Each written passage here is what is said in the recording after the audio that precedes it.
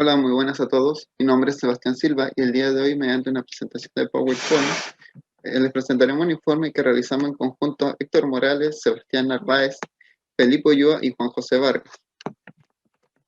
El contenido del informe consta de una introducción, un contenido, un marco teórico que contará de 3 preguntas y una conclusión.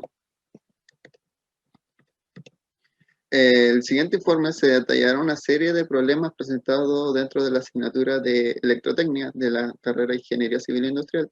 El objetivo es conocer más acerca de los circuitos eléctricos y sus propiedades.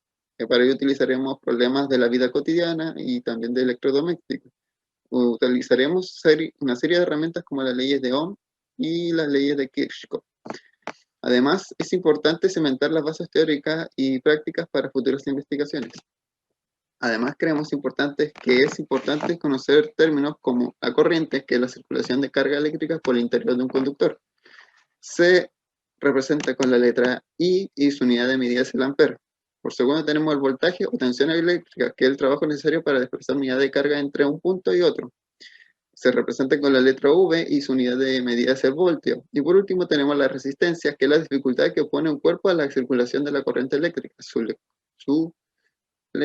La letra que lo representa es la R y su unidad de medida es el ohmio.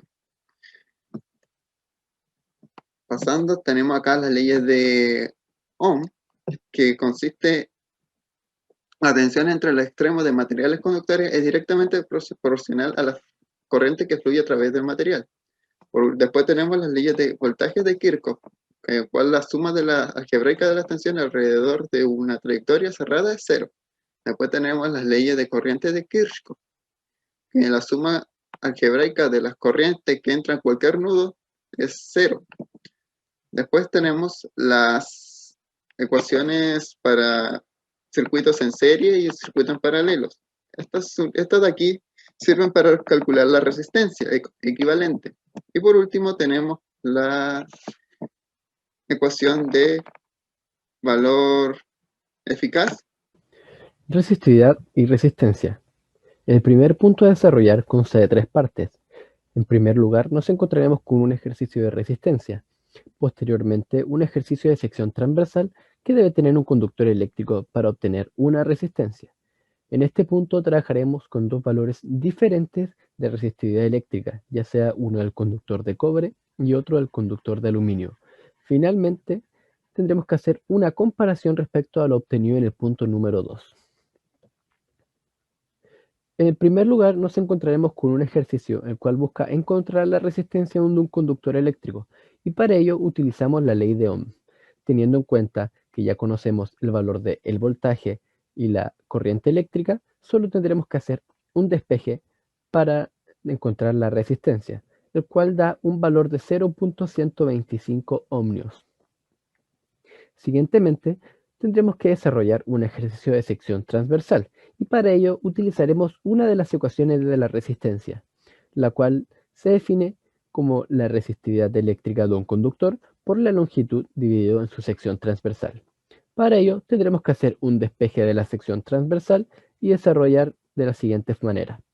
Teniendo en cuenta que conocemos el valor de la resistividad eléctrica del cobre y del aluminio a 20 grados y a 25 grados, el cual es de el cobre 1.71 por 10 a la menos 8 y del aluminio 2.82 por 10 a la menos 8.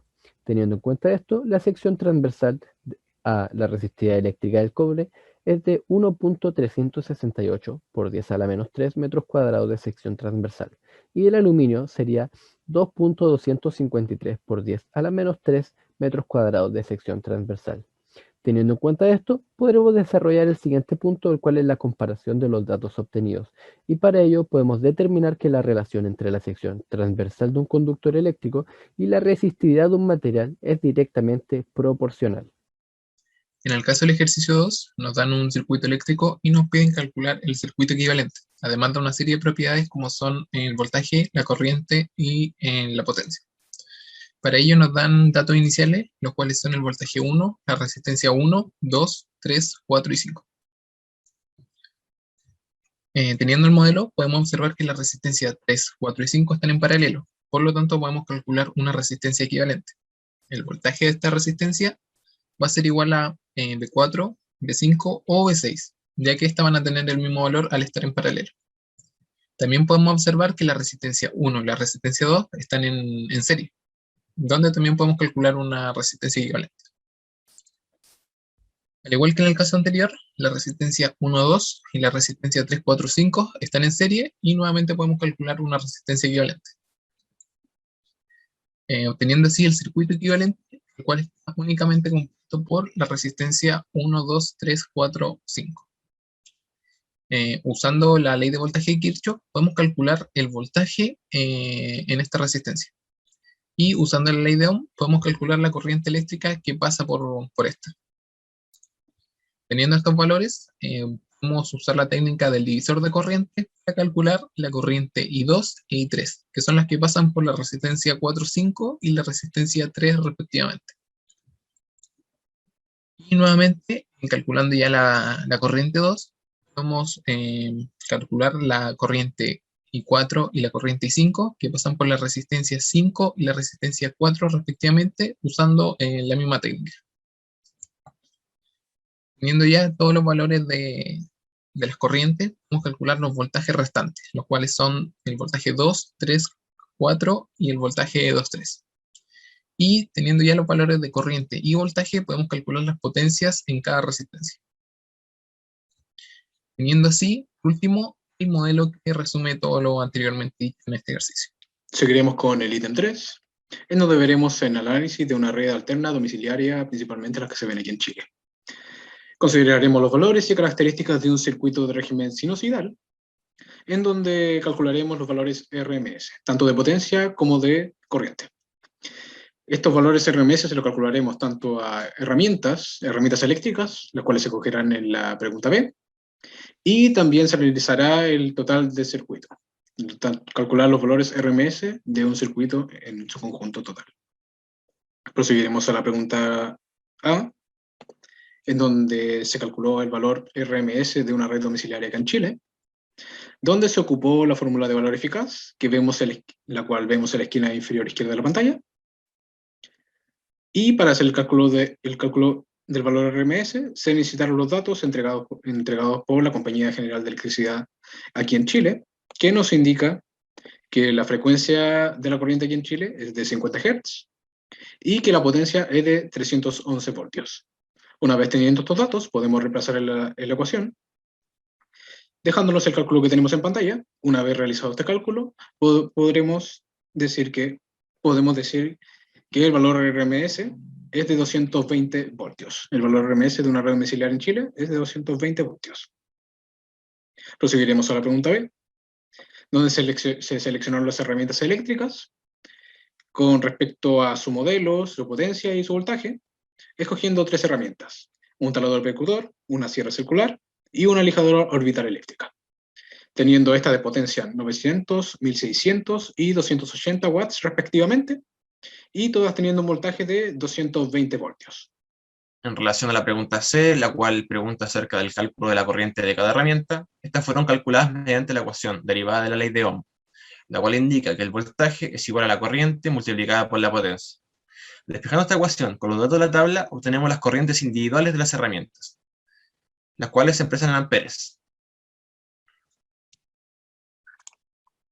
Bueno, continuando con las corrientes RMS totales del circuito, la cual resulta producto de la suma de las corrientes RMS de cada herramienta, todo derivado de la ley de corrientes de Kirchhoff. En relación a la potencia total en el circuito, en este caso es necesario considerar que para este ejercicio se tomará el factor de potencia como 1. Es decir, que para cuestiones de cálculo, la potencia aparente es igual a la potencia activa. Por lo que ocupando la ecuación de potencia eléctrica, calculamos la potencia individual de cada herramienta. Para obtener la potencia total, basta con sumar todas las potencias independientes, obteniendo de esta manera la potencia total del sistema. El resultado se expresa en watts. Bueno, llegando a lo que es la conclusión, y destacando primero los resultados de investigación, podemos destacar distintos puntos, tales como la proporcionalidad entre la sección transversal y la resistividad de un conductor, además de verificar el valor eficaz del voltaje en territorio chileno, el cual es de 220 volts. Es importante destacar la aplicación de las técnicas aprendidas para analizar circuitos, con ciertas condiciones iniciales, lo cual nos permitió resolver los problemas planteados en la pauta.